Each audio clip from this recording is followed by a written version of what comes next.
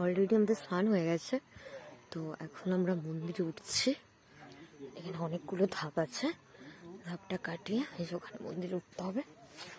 তো স্নান করার সময় সত্যি যাচ্ছি, স্নান করার সময় সত্যি সেভাবে মানে জলে নামার সময় ঠান্ডা লাগছিল, কিন্তু ডোবার পর একদমই ঠান্ডা লাগছে না। আজকে ঠান্ডাটা এমনিতেও খুব কমই আছে। তো স্নান হয়ে গেছে, এবার আমরা এখানে পুজো দেবো, তারপরে আবার বাড়ি। তো মারা এখন আসেনি, মা সকালে দেবে।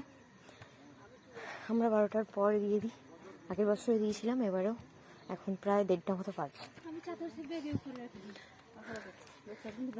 মন্দির না না কেউ নেবে না। এখন এখানে ধূপ দেবো আমরা, ধূপ ফুল। এখান থেকে নিচটা দেখেছো কতটা গভীর, মানে এটা খুব উঁচুতে এই সমাধিটা।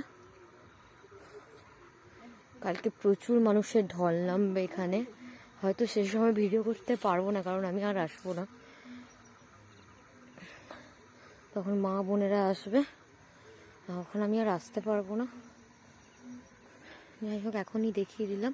তো আগের বছর যারা আমার ব্লগ দেখো বা ভিডিও দেখো তারা নিশ্চয়ই দেখেছো, সকালের ভিডিওটা আমি করেছিলাম। করবো অন্য সময় কখনো এসে করবো, আজকে আর সকালে আসবো না।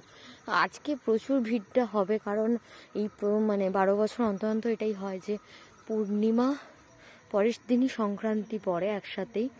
তো এটা সচরাচর মানে সচরাচর নয়, এটা 12 বছর পরপরই হয়। তাই জন্যই এতটাই কুম্ভ মেলা আজ এবছরের জন্য এত বড় করে পালন হচ্ছে, মেলা হচ্ছে। তো সেইভাবেই এবছরও এখানে শোনা যাচ্ছে প্রচুর মানুষের ভিড়, ঢল নামবে, প্রায় লাখ লাখ মানুষের ঢল নামে এমনিতে।